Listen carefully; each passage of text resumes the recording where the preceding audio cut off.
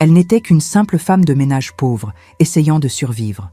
Lui, un homme aveugle, abandonné sous la pluie. Mais quand Ava a tout risqué pour l'aider, elle n'aurait jamais imaginé qu'il était en réalité un PDG milliardaire, déguisé. Ce qui avait commencé comme un acte de gentillesse a conduit à la trahison, au chagrin et à une vérité qui allait changer leur vie à jamais.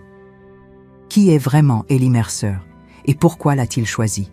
Ce n'est pas juste une histoire d'amour, c'est une histoire de justice, de rédemption et du pouvoir de se lever quand ça compte vraiment. D'où regardes-tu? Écris ta ville en commentaire et n'oublie pas de t'abonner pour plus d'histoires fortes comme celle-ci. La pluie venait juste de commencer à tomber quand Ava Moore est descendue du trottoir de l'hôpital, une fine brume s'élevant de l'asphalte tandis que les pneus roulaient à travers des flaques peu profondes. Elle tenait dans sa paume un petit porte-clés en forme de soleil, comme s'il s'agissait de quelque chose de sacré, quelque chose qui conservait encore la chaleur d'un homme qui avait jadis marché pieds nus sous la pluie et l'avait remercié d'une voix qui l'enveloppait comme une berceuse.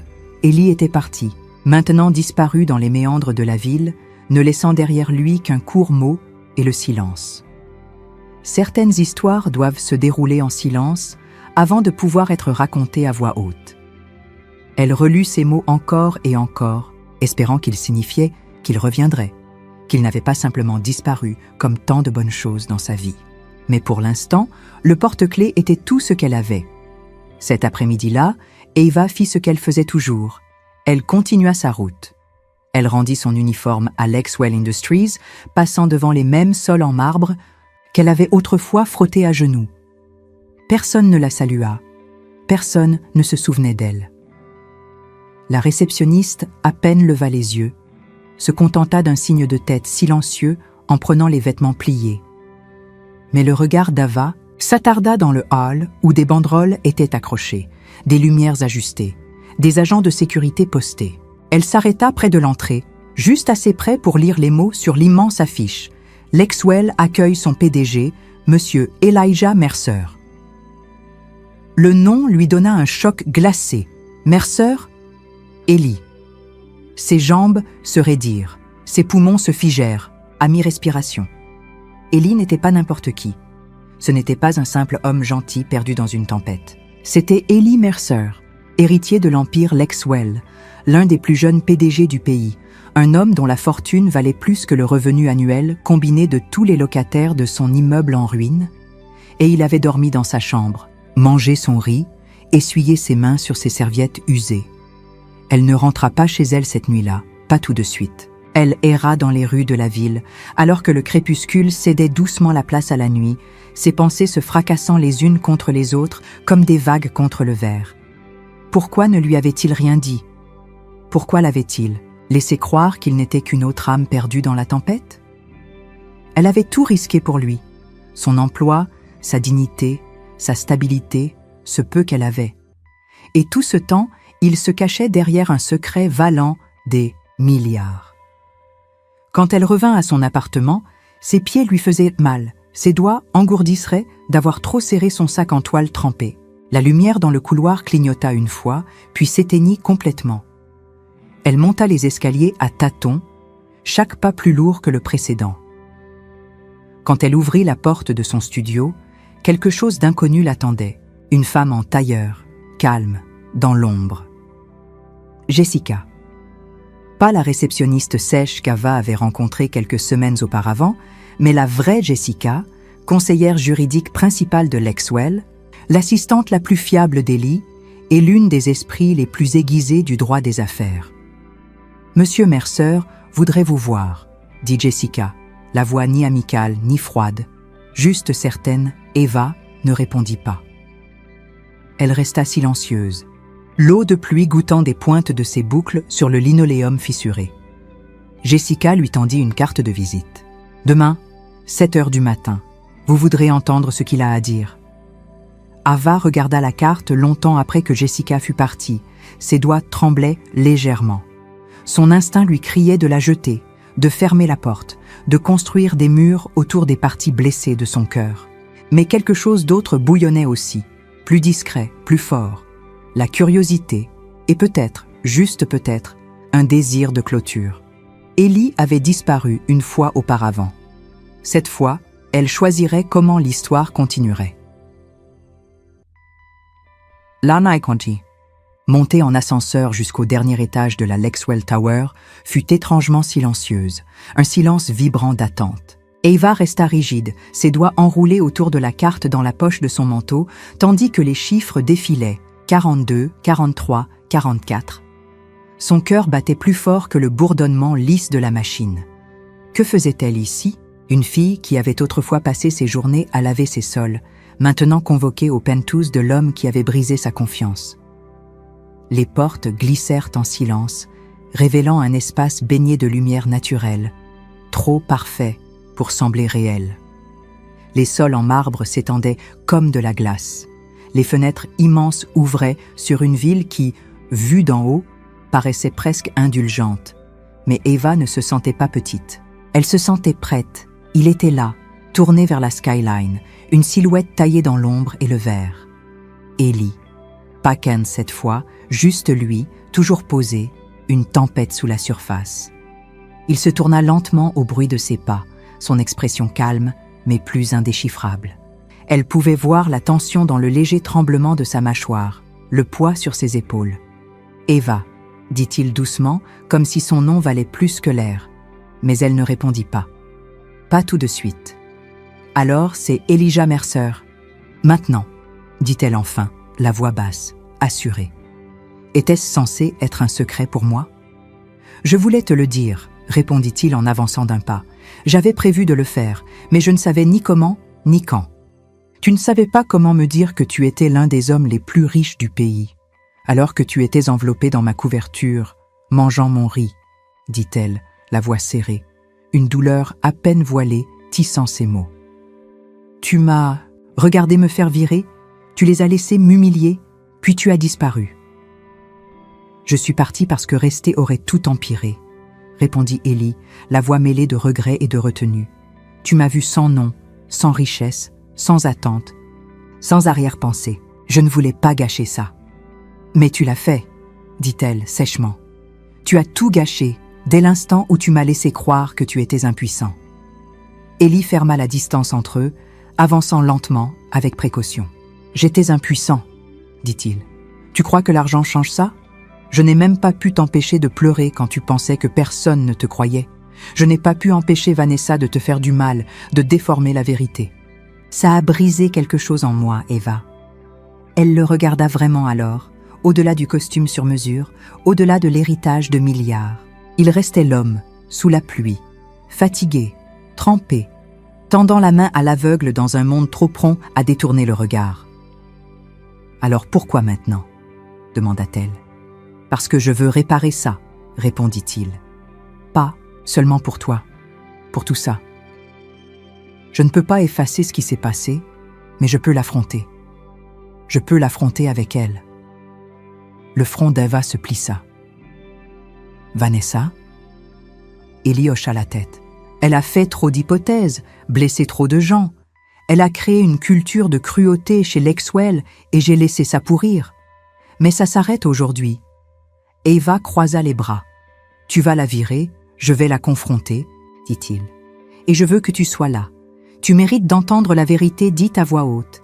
Tu mérites d'être vue. » Elle hésita, les yeux plissés. Et après, Ellie prit une profonde inspiration. « Ça dépend de toi. » Ava ne répondit pas tout de suite. La pièce bourdonnait de non-dits, de vieilles blessures, d'espoirs tenaces, de pardons fragiles suspendus au souffle. Elle regarda la skyline, puis, à lui, il n'était plus juste Ellie, ni seulement Elijah Mercer. Il était les deux, et c'était peut-être ça qui la terrifiait le plus. Elle voulait encore croire en lui. « D'accord, » dit-elle enfin. « Je viendrai. Mais ce n'est pas une seconde chance, c'est une conclusion. » Ellie hocha faiblement la tête. « C'est juste. » Et quand Ava se tourna vers la porte, prête à affronter la femme qui avait essayé de la briser, elle ne se sentait plus comme une pauvre fille. Elle se sentait comme une tempête. La salle de conférence de l'aile exécutive de Lexwell n'avait rien à voir avec les placards à balai, et les couloirs blanchis à l'eau de Javel qu'Ava connaissait autrefois. Cet espace était taillé dans l'acier et le silence, avec des murs de verre trempés et une table assez longue pour accueillir des nations. L'endroit où le pouvoir murmurait au lieu de crier. Ava se tenait aux côtés d'Eli, en tête, de table, son reflet lui renvoyant son image dans la surface brillante. Elle se sentait hors de place, dans son blazer emprunté et ses chaussures usées, mais elle se tenait droite. Ce n'était plus une question d'apparence, c'était une question de vérité. Vanessa entra, comme si elle possédait l'air autour d'elle. Ses talons claquaient avec assurance, sa blouse en soie était parfaitement repassée, ses cheveux en un chignon parfait.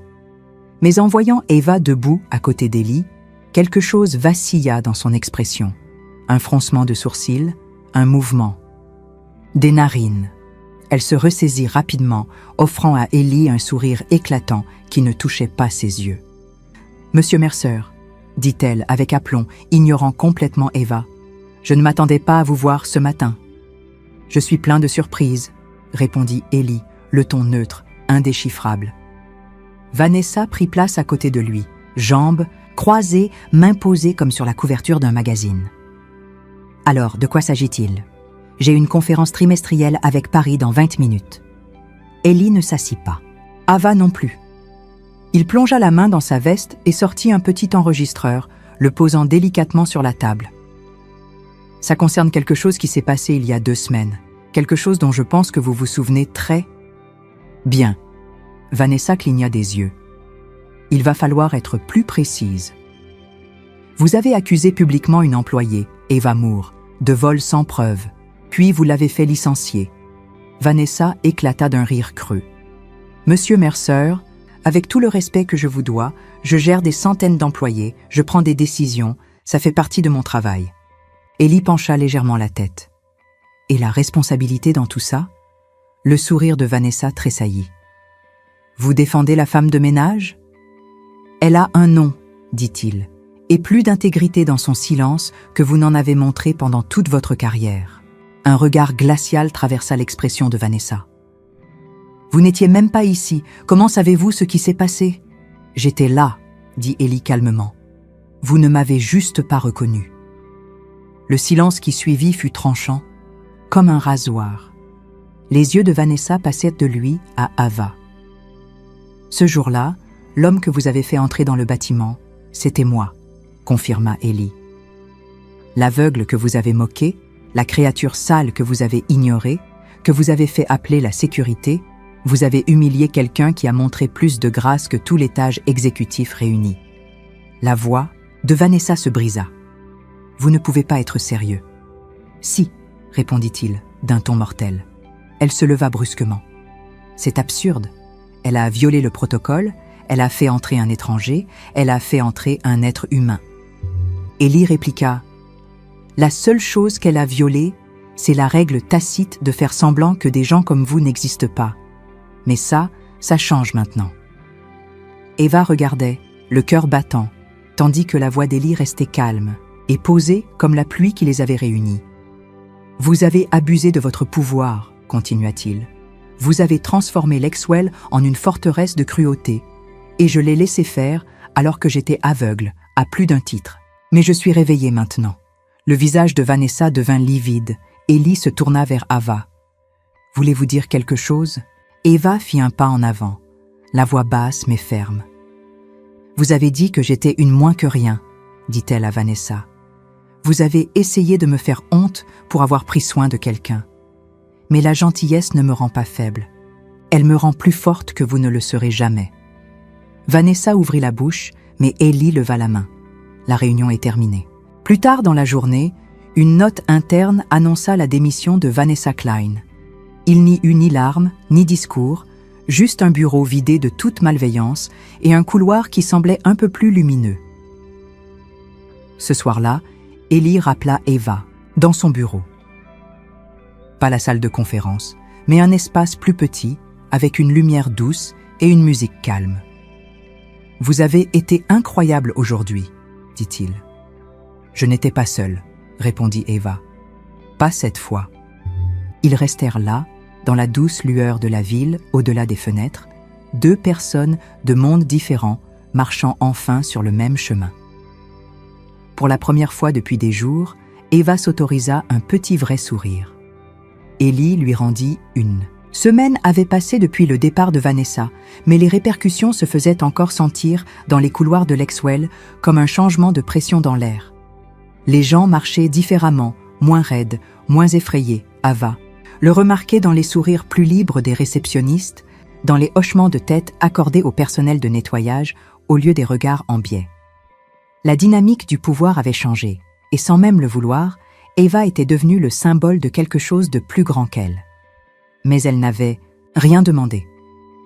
Ce matin-là, elle fut à nouveau convoquée, mais cette fois dans le bureau d'Ellie, pas au penthouse, pas dans la salle de conférence brillante, mais dans une suite ensoleillée avec de vrais livres sur des étagères en bois et une vue sur la ville qui ne donnait pas l'impression de la dominer. Ellie l'accueillit avec un sourire qui ne semblait pas jouer. Il désigna la chaise en face de son bureau. « Asseyez-vous, s'il vous plaît. » Eva s'assit lentement, incertaine de ce que la journée lui réservait. « Je veux vous offrir un poste, » dit Ellie sans préambule. Eva cligna des yeux. « Un travail ?» Il acquiesça. « Un vrai, pas juste un geste. Je veux que vous dirigiez une nouvelle branche que nous créons, l'initiative d'éthique sociale et d'inclusion de Lexwell. C'est quelque chose que j'aurais dû mettre en place il y a des années, mais je n'écoutais pas à l'époque. » Elle le regarda. « Vous voulez que je la dirige ? Oui. Vous avez vécu ce que d'autres analysent seulement en réunion. Vous savez ce que ça fait d'être invisible, d'être jugé. Vous construiriez ça de zéro, avec une autonomie totale, votre voix, vos règles. » Les doigts d'Eva s'enroulèrent autour des accoudoirs de la chaise. Son instinct lui disait de dire non, de se demander pourquoi il faisait ça, si c'était de la culpabilité, si c'était juste des excuses bien habillées. Mais elle se rappela comment elle avait regardé Vanessa dans les yeux sans reculer, comment sa voix avait fait taire une salle pleine de cadres un instant, et peut-être que pour la première fois, elle réalisa qu'elle n'était plus impuissante. « Je l'accepte, » dit-elle. « Mais je ne veux pas être votre histoire de rédemption. Je veux faire un vrai changement. » Ellie sourit. « Bien. C'est exactement ce que j'espérais que vous diriez. » Dans les jours qui suivirent, Ava se donna à son travail avec la même intensité qu'elle mettait autrefois à nettoyer les joints de carrelage. Mais cette fois, ce n'était plus une question de survie, c'était une question de création. Elle interrogea des employés de tous les niveaux chez Lexwell. Femmes de ménage, secrétaires, employés de la cafétéria, même les agents de sécurité. Elle leur demanda ce qu'ils voulaient changer, ce qui les avait blessés, ce que personne ne leur avait jamais demandé auparavant. La nouvelle se répandit vite. La fille qui passait la serpillière dans le hall écrivait maintenant les politiques. La femme de ménage qui avait été licenciée entrait désormais dans les salles de réunion avec un but. Et Ellie, lui, restait proche, mais sans jamais voler la vedette. Il venait aux réunions quand elle le demandait, restait silencieux lors des sessions de brainstorming, et une fois, il lui laissa un post-it où était simplement écrit « Ta voix change les choses ». Ils commencèrent à se voir plus souvent, pas seulement comme PDG et directrice, mais comme Ellie et Ava. Ils partageaient des déjeuners dans le jardin de l'entreprise, débattaient autour d'un café sur les projets de logement et la transparence des salaires, riaient de la maladresse de leur première vraie conversation au penthouse. Ava n'avait pas oublié la douleur, mais elle ne la laissait plus la contrôler. Un soir, après une longue journée d'entretien dans les différents départements, Ellie lui proposa de l'accompagner jusqu'à la sortie. Le ciel dehors s'adoucissait sous le coucher de soleil, la ville en contrebas scintillait comme des braises dans la brise. « Tu regrettes parfois ?» demanda Eva, s'arrêtant au bord du jardin sur le toit, faisant semblant d'être quelqu'un d'autre, juste pour voir comment les gens la traiteraient. Ellie y réfléchit un instant. « Non, répondit-il, puis après une pause, « parce que ça m'a amené jusqu'à toi. Et peut-être pour la première fois de ma vie, je sais enfin ce qui compte. » Ava le regarda vraiment, vraiment, et vit non pas un milliardaire, ni un mystère, mais un homme encore en train d'apprendre. à se faire voir. Elle ne répondit pas, elle n'en avait pas besoin. Elle resta simplement à ses côtés, regardant le soleil plonger derrière les immeubles, leur silence chargé de quelque chose de nouveau, de vrai. Les semaines passèrent, non pas à la vitesse du chaos, mais au rythme régulier de la guérison. Ava se levait chaque jour avant l'aube, non pas parce qu'elle devait nettoyer des sols, mais parce que le but la tirait du sommeil, comme la lumière du jour à travers les rideaux. Elle avait constitué une petite équipe, 3 personnes, toutes autrefois considérées comme du bruit de fond dans la machine bruyante de Lexwell, désormais assises à la même table. Ensemble, ils rédigeaient de nouvelles politiques, réécrivaient les formations des employés et organisaient des séances d'écoute qui laissaient parfois la salle en larmes. Ce qui avait commencé comme une expérience fragile autour de la dignité était devenu un mouvement. Lexwell changeait, et d'une certaine façon, Eva aussi. Pourtant, il y avait des moments calmes où elle se demandait encore « Si Ellie n'avait pas été Ellie, est-ce que cela serait arrivé? Est-ce que quelqu'un aurait écouté? Est-ce que ma voix aurait compté ?» Ces pensées s'immisçaient tard le soir, quand la ville était trop calme et son cœur trop fort. Mais elle se réveillait alors avec des emails de travailleurs la remerciant ou croisait la réceptionniste qui l'appelait désormais par son prénom, lui offrant de vrais sourires, pas juste un protocole. Elle se rappelait ce qu'elle avait défendu dans ce couloir trempé de pluie, faisant face au pouvoir sur des talons de créateur, et elle respirait un peu plus librement. Ellie restait proche mais respectueux. Il était là juste assez pour aider, jamais assez pour s'imposer. Parfois, ils échangèrent des regards complices lors de longues réunions. D'autres fois, ils s'arrêtaient devant son bureau pour déposer un café et un post-it sarcastique. « Tu gères, ne gâche pas tout. » Elle répondait en collant un post-it jaune sur sa porte. « Je réfléchis encore à si je te pardonne. » C'était leur danse, silencieuse, incertaine, mais qui devenait plus stable à chaque pas. Un vendredi soir, alors qu'elle rassemblait ses affaires, Ellie apparut dans l'embrasure de la porte, sa cravate desserrée, sa veste pliée sur le bras, les manches retroussées au coude, plus humain que puissant. « Viens avec moi », dit-il simplement. Elle hésita, l'observant. « Tu verras. » Ils roulèrent en silence, fenêtres ouvertes, la brise chaude tirant ses boucles. Il les emmena hors de la ville, sur des routes sinueuses qu'Eva ne reconnaissait pas, jusqu'à ce que la ligne d'horizon cède la place à des collines ondulantes et à un air calme. Finalement, ils s'arrêtèrent devant un petit bâtiment restauré, caché derrière un bosquet d'arbres. Une enseigne en bois pendait près de l'entrée. « The Hearth Project, Coming Soon Ellie » sortit, marchant vers la porte avec une clé en main. « C'était la vieille propriété de mes parents, » dit-il. « Je la détestais quand j'étais gamin, trop grande, trop froide, mais je l'ai fait rénover. Ce sera un refuge, un logement transitoire, des ateliers, des repas. On offrira une formation professionnelle, une garde d'enfants, de vraies secondes chances. » Le souffle d'Eva se coupa. « C'est toi qui finances ça ?» Il la regarda avec quelque chose de brut dans les yeux. « C'est toi qui as inspiré ça. » Elle entra lentement, accueillie par l'odeur de peinture fraîche et de cire. Les pièces étaient chaleureuses, habitées, presque comme un foyer.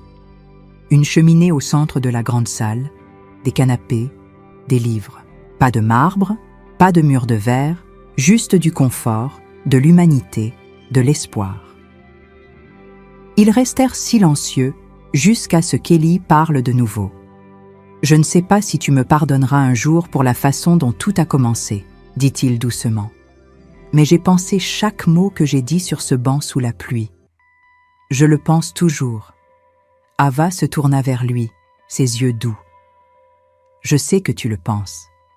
Et je crois... » Elle marqua une pause, un sourire aux lèvres, « que j'en ai assez de m'accrocher à la colère. C'est lourd. » Ellie hocha lentement la tête. « Et maintenant ?» Elle regarda autour d'elle, puis à nouveau lui.